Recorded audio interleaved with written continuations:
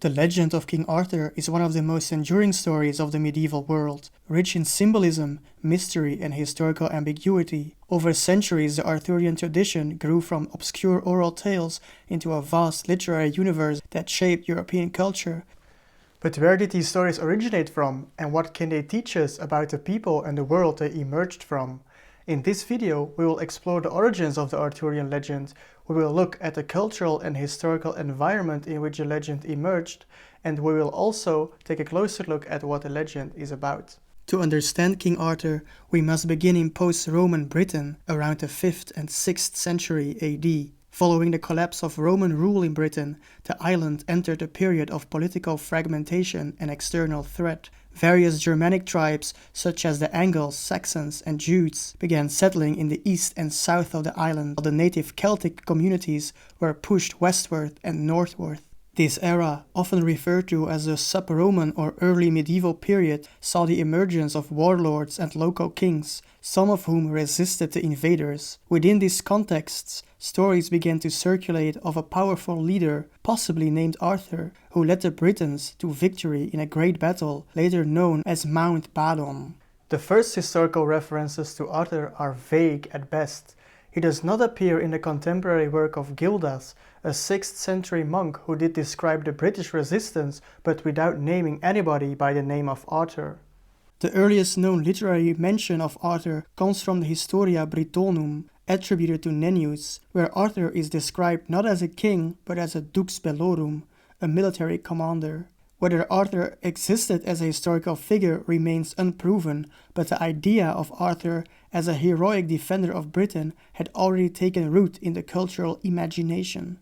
While the Arthurian legends are often remembered today through the lens of medieval knights, castles, and Christian symbolism, their deepest roots lie in the mythic imagination of the Celtic world.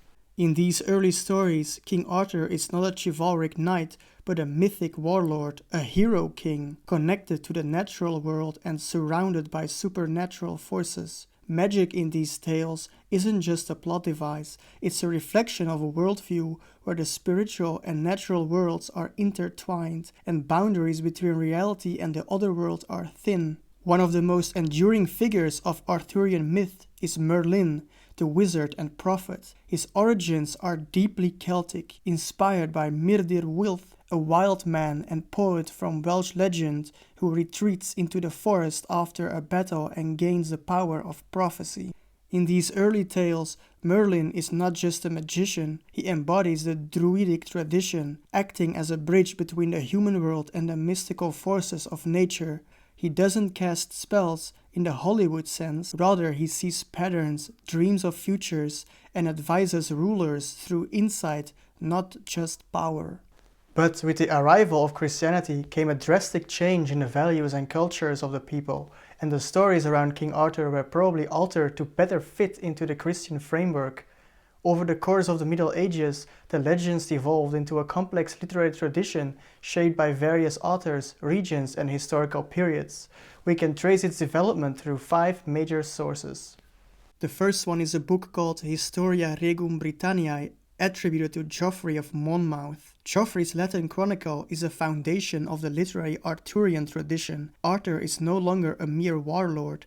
He is a king of near mythical stature who conquers much of Europe before being betrayed by his nephew Mordred. Geoffrey introduces key elements: Merlin, the enigmatic prophet and magician, and Guinevere, Arthur's queen. Though presented as history, Geoffrey's work is largely fictional, blending legend, folklore, and political symbolism. The second major work is attributed to Chrétien de Troyes, the courtly romances of the late 12th century. A century after Geoffrey of Monmouth, Arthur legends reached the royal courts of France, where it was reshaped by writers like Chrétien de Troyes. His romances introduced the ideals of chivalry and courtly love, central to medieval aristocratic culture. Chrétien introduced major characters such as Lancelot and Perceval, and was the first to write about the Holy Grail, a mysterious and sacred object tied to Christian symbolism.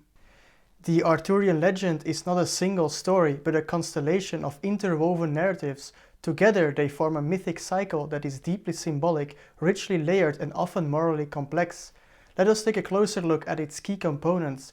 not simply as plot points, but as cultural and psychological symbols. Arthur is typically introduced as a hidden heir to the throne, raised in obscurity and unaware of his royal lineage. The moment he draws Excalibur from the stone, an act no other man can achieve, symbolizes divine kingship and the legitimacy of his rule. In some versions, this sword is distinct from the one later given to him by the Lady of the Lake, whose supernatural origins link Arthur's authority to the other world, a remnant of Celtic myth. King Arthur himself is often portrayed as a tragic ideal, a king who aspires to create a perfect realm but is ultimately undone by human flaws, both his own and those of his closest companions. Camelot and the Round Table. Camelot is the mythical castle of the Knights of the Round Table. Even though it is never clearly located geographically, it represents a utopian vision of order and justice.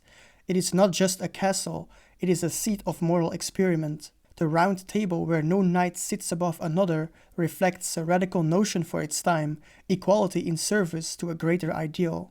Yet the egalitarian promise of Camelot is always fragile. It is consistently tested by personal ambition, forbidden love, betrayal, and internal decay. One of the most powerful and destabilizing elements in the Arthurian corpus is a triangle relationship between Queen Guinevere, King Arthur, and Sir Lancelot, Arthur's most loyal knight. Their love affair is not simply romantic, it is thematic. It represents the tension between personal desire and public duty, between human emotion and social responsibility. Lancelot, the model knight, breaks the very code he embodies. Guinevere, as queen, violates her role as both consort and symbol of national unity. Their love is sincere but also destructive. It fractures the Round Table from within. Some versions, particularly the French Vulgate cycle, shows Guinevere repenting and retiring to a convent, while Lancelot ends his life in a monastery. The Grail quest is a late but crucial development in the Arthurian tradition, originally a mysterious object in Chrétien de Troyes' unfinished Perceval. It was later reimagined in Christian terms as the Holy Chalice used at the Last Supper, or the vessel that caught Christ's blood. Merlin and the supernatural dimension.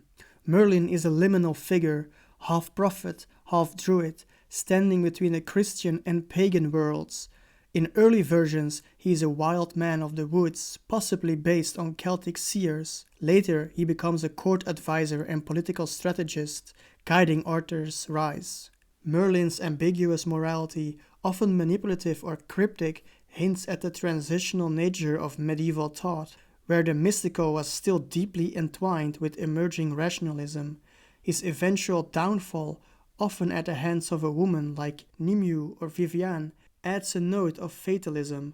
Even wisdom cannot prevent fate. Morded is usually Arthur's son by his half-sister Margaux. The product of an incestuous union Arthur committed unknowingly. He is a figure of inevitable betrayal, a kind of medieval Oedipus fated to destroy the very thing that birthed him. The final battle between Arthur and Mordred, often at Camelot, is apocalyptic. It marks the collapse of idealism, the shattering of the dream. In many versions, Arthur is mortally wounded but does not die. Instead, he is taken to Avalon, a mystical island, to sleep until Britain needs him again. This idea of the once and future king provides a messianic conclusion. The otherworld and the Lady of the Lake. Celtic mythology often speaks of an otherworld, a mysterious realm of eternal youth, hidden beneath lakes, behind mists, or in distant isles. This motive is central in Arthurian tales, especially in the figure of the Lady of the Lake, who gives Arthur the sword Excalibur and later takes him to Avalon, another otherworldly place, when he is mortally wounded, as we just said. These aren't just fantasy elements, they reflect ancient Celtic beliefs about death, kingship, and spiritual transformation. Heroes often receive magical weapons or guidance from women tied to sacred waters, echoing pre-Christian rituals or sacred springs and goddess cults. Throughout history, the Arthurian legends were deeply tied to political ideas. As kingdoms across medieval Europe fought for power, the idea of Arthur as a unifying king became a powerful symbol for those seeking political legitimacy. The image of Arthur as the ideal ruler who could unite fractured territories resonated with the desires of medieval kings who sought to bring peace and order to their realms. For example, during times of political instability, such as during the War of the Roses, in England figures like Henry VII, who founded the Tudor dynasty, would align themselves with the Arthurian mythos, claiming descent from a legendary king to justify their reign. Arthur was, in a sense, a symbol of divine right, the idea that kingship was granted by God. The stories are rooted in Celtic myth, reshaped by medieval imagination, and carried through centuries of literature, art, and film. Perhaps that's why the final line of many Arthurian tales still resonates, that King Arthur is not dead, but merely sleeping, waiting to return when his people need him most. He may not return with a sword, but his stories always will.